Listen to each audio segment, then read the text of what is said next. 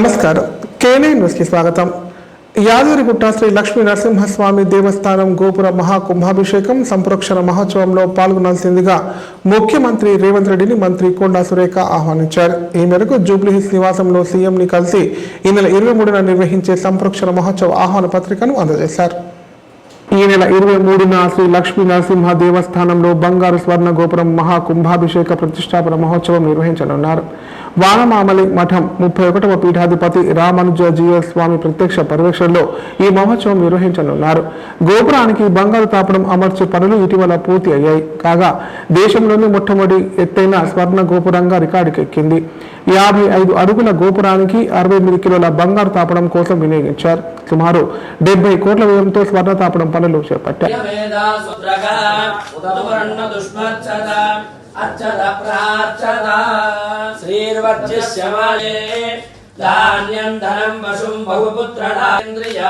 ఆయుష్యేంద్రియే ప్రతిష్టతి పూర్ణ కృపాకటాక్ష సిద్ధిరస్తు రాజముఖే రాజద్వారే సర్వదా సర్వకార్యేషు దిగ్విజయ ప్రాప్తిరస్తు మనోభీష్ట ఫల సిద్ధిరస్తు. నిజామాబాద్ జిల్లా బోధన్ మహాత్మా బాపులే పాఠశాలలో కలెక్టర్ రాజీవ్ గాంధీ హనుమంతు గురువారం రాత్రి బస చేశారు. పాఠశాలలో ఆకస్మికంగా సందర్శించిన ఆయన విద్యార్థుల స్టడీ అవర్స్ ను పరిశీలించారు. 10వ తరగతి ఇంటర్ విద్యార్థులను పలు ప్రశ్నలు అడిగి వారి సామర్థ్యాన్ని పరిశీలించారు.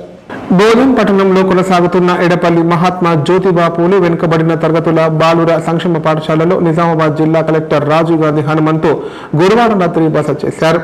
పాఠశాలను ఆకస్మికంగా సందర్శించిన కలెక్టర్ విద్యార్థులకు అందిస్తున్న భోజన వసతి సదుపాయాలు, విద్యా బోధన, రోజువారీ దినచర్య, మెనూ తదితర వివరాలను పాఠశాల ప్రిన్సిపాల్ జేపాల్ ను అడిగి తెలుసుకున్నారు.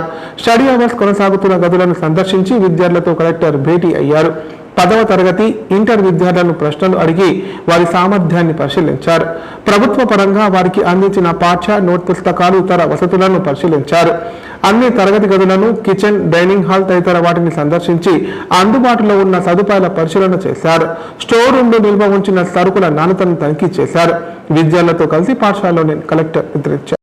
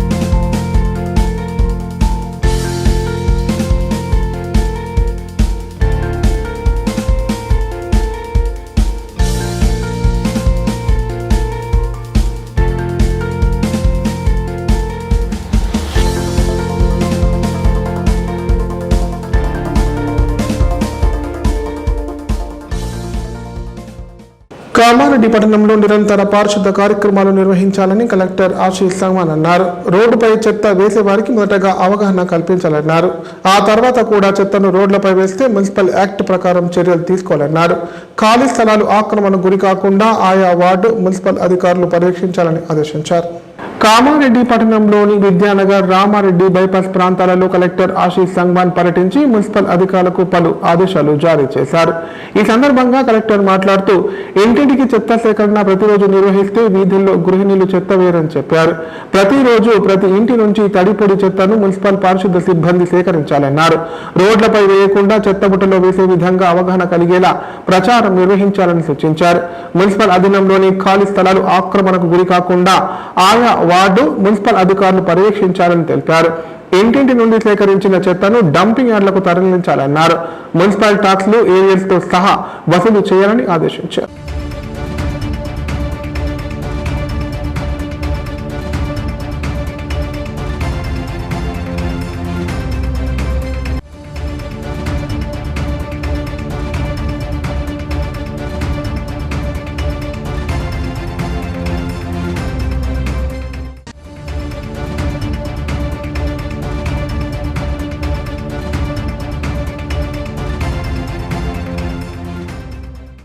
ఎమ్మెల్సీ ఎన్నికలపై రాష్ట్ర ప్రధాన ఎన్నికల అధికారి నిర్వహించిన వీడియో కాన్ఫరెన్స్ లో కామారెడ్డి కలెక్టర్ ఆశీష్ సంగ్వాన్, ఎస్పీ సింధు శర్మలు పాల్గొన్నారు.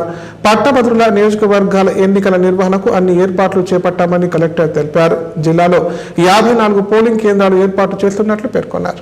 శుక్రవారం హైదరాబాద్ నుండి రాష్ట్ర ప్రధాన ఎన్నికల అధికారి C Sudarshan Reddy graduate teachers MLC స్థానాల ఎన్నికలపై జిల్లా కలెక్టర్లతో నిర్వహించిన వీడియో కాన్ఫరెన్స్ లో కామారెడ్డి కలెక్టర్ ఆశీష్ సంగ్వాన్, ఎస్పీ సింధు శర్మ, అదనపు కలెక్టర్లు, నోడల్ అధికారులు పాల్గొన్నారు. ఎన్నికల ప్రవర్తన నియామాలు, పోలింగ్ సిబ్బంది, బ్యాలెట్ బాక్సులు, బ్యాలెట్ పత్రాల ముద్రణ, పోస్టల్ బ్యాలెట్ జారీ, పోలింగ్ కేంద్రాలలో అవసరమైన వసతులు, వెబ్కాస్టింగ్, డిస్ట్రిబ్యూషన్, రిసెప్షన్ కేంద్రాల వద్ద ఏర్పాటు, పోలీసు బందోబస్తు తదితర అంశాలపై రాష్ట్ర ప్రధాన ఎన్నికల అధికారి సుదీర్ఘంగా చర్చించి జిల్లా కలెక్టర్లకు పలు సూచనలు జారీ చేశారు. ఎన్నికలకు అవసరమైన బ్యాలెట్ బాక్సులు, బ్యాలెట్ పత్రాలు అందుబాటులో ఉన్నాయని, పోలింగ్ కేంద్రాల వద్ద నిరంతర విద్యుత్ సరఫరా ఉండేలా చర్యలు చేపట్టామని కలెక్టర్ ఆశీష్ తెలిపారు. పోలింగ్ రోజున ప్రతి 2 గంటలకు ఒకసారి రిపోర్టు అందించేలా వ్యవస్థ సిద్ధం చేసుకున్నామని చెప్పారు. జిల్లాలో 54 పోలింగ్ కేంద్రాలు ఏర్పాట్లు చేస్తున్నట్లు పేర్కొన్నారు. సీఈఓ ఆదేశించిన మేరకు అన్ని ఏర్పాట్లు చేస్తున్నట్లు పేర్కొన్నారు.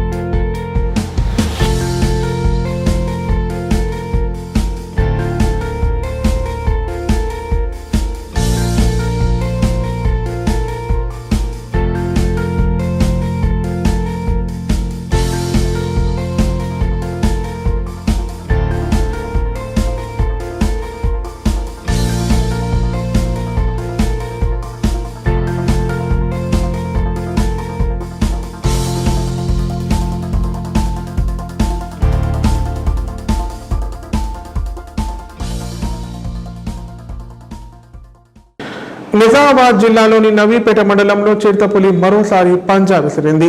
అబ్బాపూర్ గ్రామంలోని ఓ రైతుకు చెందిన పశువుల పాకపై చిరుత దాడికి పాల్పడింది. పాకలో ఉన్న 2 లేగదూడలపై దాడి చేసి చంపివేసింది. కాగా గ్రామ శివార్లు చిరుత దాడులకు పాల్పడడంతో రైతులు ఆందోళన చెందుతున్నారు. చిరుతపులి దాడిలో 2 లేగదూడలు మృతి చెందిన సంఘటన నవీపేట మండలంలో చోటు చేసుకుంది. మండలంలోని అబ్బాపూర్ గ్రామంలో గురువారం రాత్రి అబ్బాయి అనే రైతుకు చెందిన పశువుల పాకలో చిరుతపులి దాడి చేసింది. ఈ ఘటనలో 2 లేగదూడలు మృతి చెందాయి.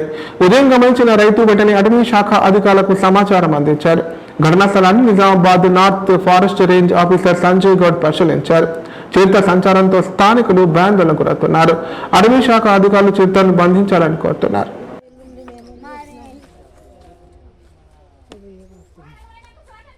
మన అదృష్టం తక్కువ ఉన్నది, అది అయిపోయింది. కానీ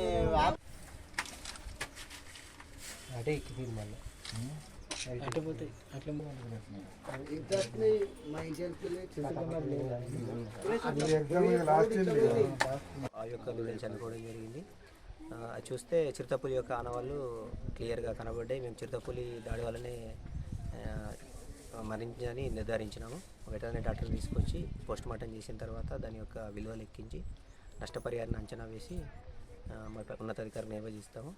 దీని యొక్క విలువను ప్రభుత్వం నుంచి నష్టపరిహారం అందేలా ఎంత తొందరగా వీలైతే అంత తొందరగా నష్టపరిహారం అందేలా చూస్తాం.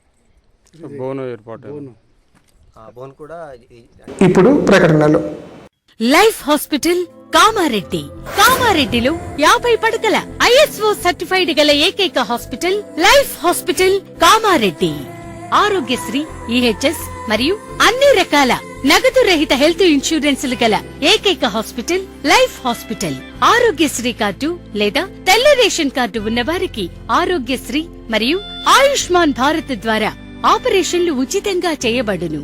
కామారెడ్డిలో కార్పొరేట్ స్థాయి ఖరీదైన వైద్యాన్ని ప్రతి పేద మధ్యతరగతి వారికి అతి తక్కువ ఖర్చుతో వైద్యం చేయబడును. నిజామాబాద్, హైదరాబాద్ వెళ్లవలసిన అవసరం లేకుండా అనుభవజ్ఞులైన వైద్య బృందంచే క్లిష్టమైన ఎముకల ఆపరేషన్లు, ఆర్థోస్కోపిక్, కీహోల్ సర్జరీలు, జాయింట్ రీప్లేస్మెంట్, మోకాళ్ల మార్పిడి, వెన్నుపూస ఆపరేషన్లు మరియు 4 గంటలు అత్యవసర వైద్య సేవలు అందించబడును.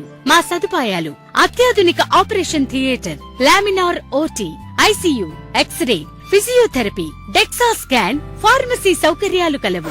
రాష్ట్ర ప్రభుత్వ ఉద్యోగులకు ఫీజు రీయింబర్స్మెంట్ సౌకర్యం కలదు.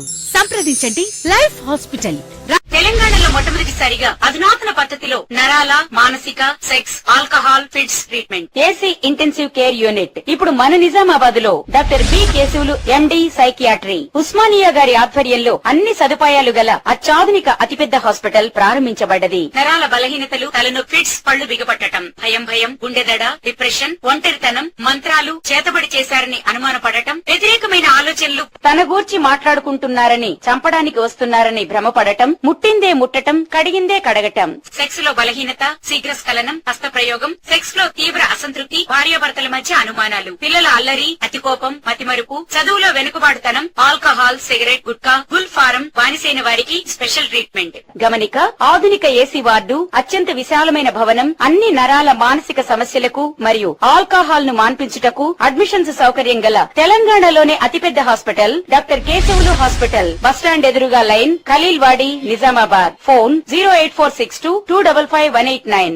ఇప్పుడు సంక్షిప్త వార్తలు. డిజిటల్ క్రాప్ సర్వేపై వ్యవసాయ విస్తీర్ణ అధికారులు ఆగ్రహం వ్యక్తం చేస్తున్నారు. ఇప్పటికే 49 రకాల విధులు నిర్వహిస్తూ అష్ట కష్టాలు పడుతుండగా తాజాగా క్రాప్ సర్వే భారాన్ని మోపడం ఏమిటని ఆవేదన వ్యక్తం చేస్తున్నారు. అధిక శాతం AEOలు మహిళలే ఉన్నారని పేర్కొన్నారు.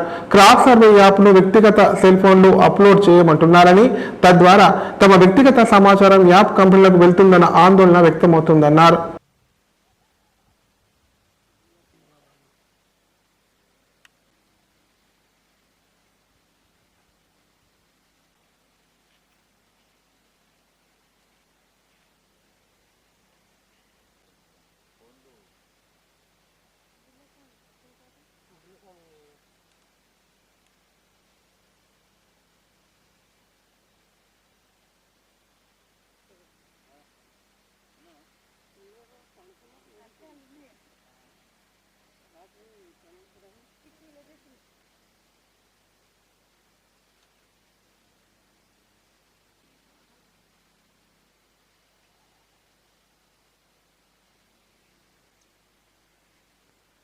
పేరు దేవేంద్ర, AEO అడ్లూరు క్లస్టర్.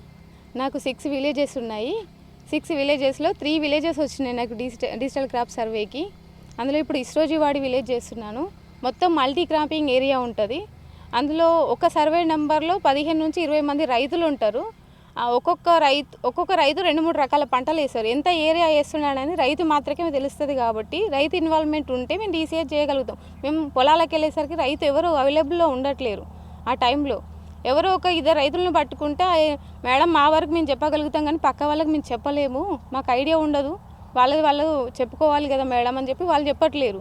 మాకు లోకల్లో ఇన్ఫర్మేషన్ ఇచ్చేవాళ్ళు కంపల్సరీ కావాలి. ప్లస్ ఏంటంటే ఇందులో రైతు ఇన్వాల్వ్మెంట్ ఉండాలి. మాకు మళ్ళీ సర్వర్ ప్రాబ్లం బాగుంది. వెళ్ళి సైట్లోకి వెళ్ళి మేము ఫీల్డ్కి వెళ్ళి స్టార్ట్ చేస్తామా, ఒక 1 అవర్ వస్తుంది. 1 అవర్ తర్వాత ఇక సర్వర్ రాదు. సర్వర్ ప్రాబ్లం వల్ల 2-3 రోజుల నుంచి మేము క్రాప్ డిజిటల్ సర్వే కరెక్ట్గా చేయలేకపోతున్నాం. 2-3 గంటలు ఎండలనే వెయిట్ చేయడం, సర్వర్ వచ్చేదాకా వచ్చిన తర్వాత ఆ ఫీల్డ్లో చూసుకొని వెళ్ళిపోవడం జరుగుతుంది. కంపల్సరీ ఈ సర్వేకి మ్యాన్ పవర్ కంపల్సరీ అవసరం ఉంది. మ్యాన్ పవర్తో పాటు ఫోన్లు కూడా అవైలబుల్ ఉండాలి.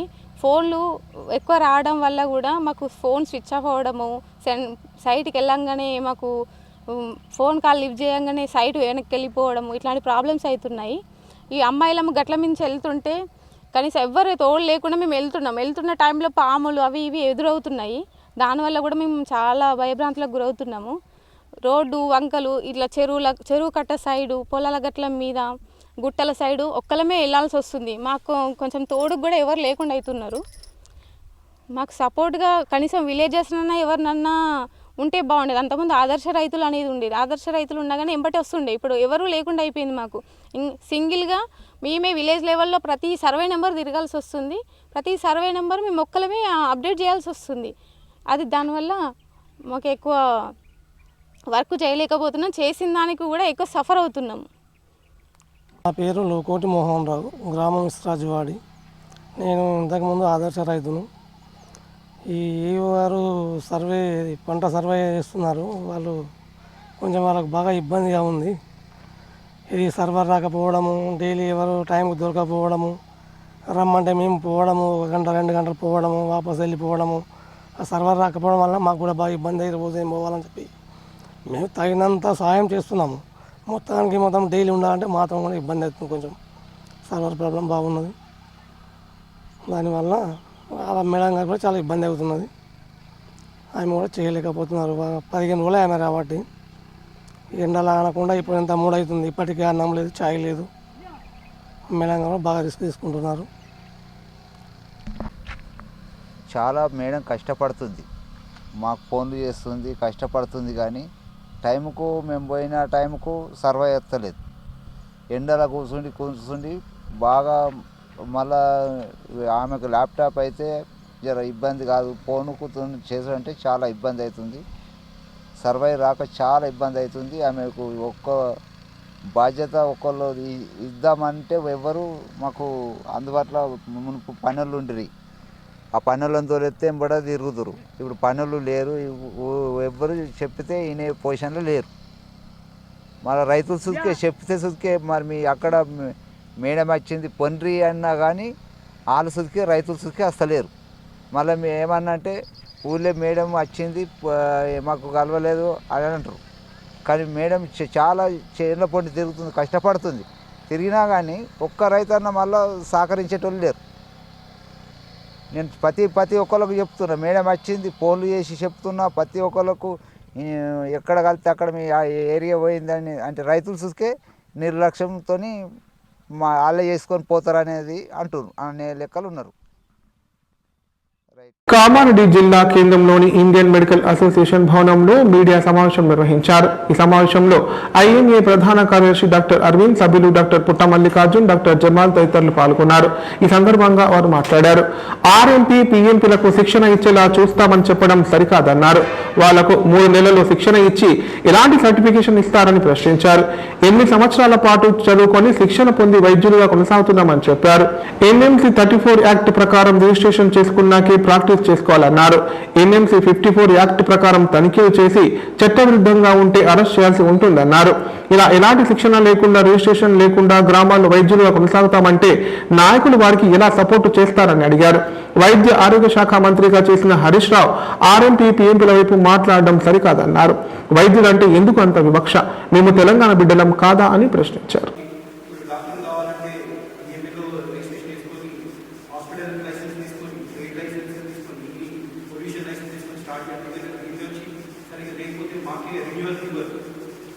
అలాంటి మాకు రెన్యువల్ రావడానికి కష్టాలు. ఏ లైసెన్స్ వచ్చి చేసుకుంటే 3 months కోర్స్ ఇచ్చి ప్రాక్టీస్ చేసుకోండి.